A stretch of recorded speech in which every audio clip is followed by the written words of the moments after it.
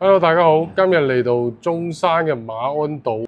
嗱，喺我面前咧，對面咧就係中山嘅客運口岸啦。呢個客運口岸咧，到時嘅話大概係明年開通。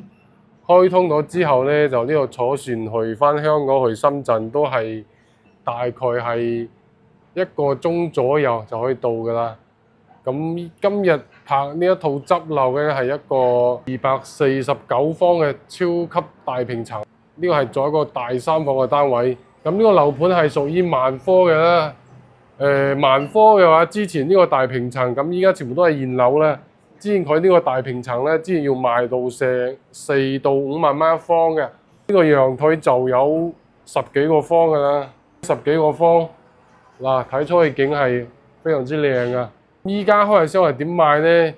呢一間超級大平層嘅話，佢單價只要1字頭就可以攞低，你都唔敢相信。之前要賣4萬幾蚊到5萬蚊，非常之誇張啊！呢個價錢。咁呢個陽台望出去咧，就可以望到深中通道啦，就喺前邊嘅啫。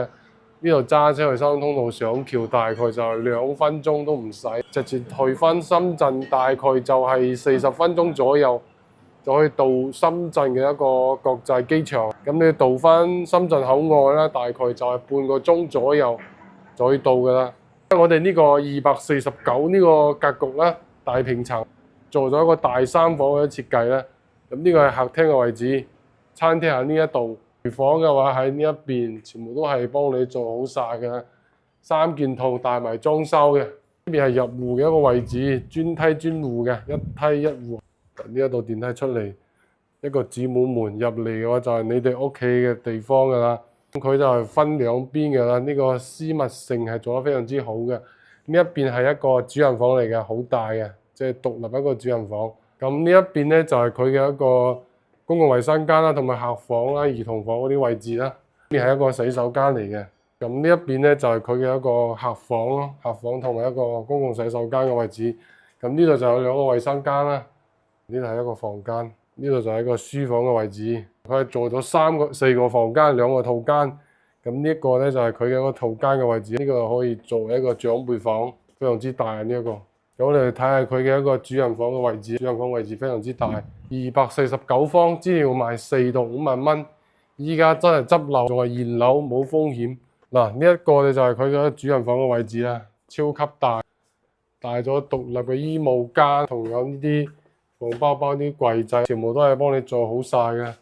獨立一個化妝間，呢度係佢一個洗手間嘅位置，一個雙人嘅一個洗漱台，同埋一個乾濕分離一個廁所同埋洗手間嘅位置。呢個就係佢主人房，超級大，可以直接通到陽台，即係陽台同嗰邊係分開嘅。呢個係屬於主人房嘅一個獨立一個陽台嚟嘅，可以出到嚟，可以直接望到海景啦，同埋下邊啲公園啦。同埋馬鞍島呢個南部嘅全部一個景觀啦，非常之靚啊！仲有一個係220方嘅嗰個格局就唔同啦，嗰個係做成一個3房一個格局啦。我哋去翻另外一個戶型睇睇，都係一梯一伙嘅。到翻呢一戶咧就係220方嘅啦，都係一梯一伙嘅。咁啱先睇嘅就係嗰一邊係249方嘅。咁呢個220方嘅咧就同嗰個格局係有啲唔同啦，係3個房間嘅，3個套間。呢邊就係入戶一個屏風嘅一個地方啦。嗱，呢邊係3個套間嘅。咁佢客廳同埋廚房就係呢個位置啦，就係放洗衣機，平常放啲平時嗰啲杯酒啊嗰啲嘢就可以放喺呢度咯。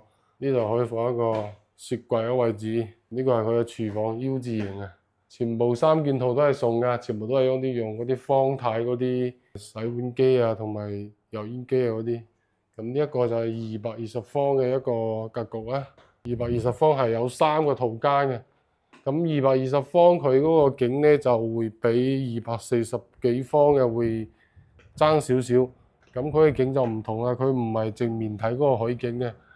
佢係有270度嘅，大概一個景觀可以望得到嘅。咁可以望到下邊啲河啦，即係海邊流落嚟嗰啲河同埋公園嘅地方。呢個陽台就係一個 L 型嘅啦，都係非常之大，陽台都有10幾米，呢個陽台幾米嘅陽台送咗一半，呢一套就會平啲。嗱，呢個格局真係超靚。你哋睇下我哋嘅休息區咧，呢個係一個主人房嚟嘅，亦都係一個套間啦，都可以通到陽台呢一度。呢度就唔係獨立嘅，係同嗰個陽台係連埋一齊嘅。咁呢個實際上係一個長輩房，都唔係主人房，喺另外一間比較大啲。休息區都係喺入門嘅一個左手邊度啦。呢度係一個套間嚟嘅，呢度亦都係一個套間，或者係都係4間房。我估錯咗，都係4間房。因為佢呢啲大平層呢啲設計咧，即係可以按照你自己去設計，即係你可以整一個好大嘅3房，可以揀一個4房都可以。呢個係佢嘅一個衣帽間。主人房嘅衣帽間，呢個係衞生間同埋沖涼嘅地方。呢個就主人房嘅位置。個主人房就唔係睇海景㗎啦，主人房就係望到小區啲園林啦。小區嘅話，泳池基本上乜都係有㗎，好多係現樓嚟㗎啦。而家啲價錢真係最平㗎啦。之前你4萬幾蚊仲要爭住嚟買呢啲咁嘅大平層，即係睇樓做驗資嗰啲嘢。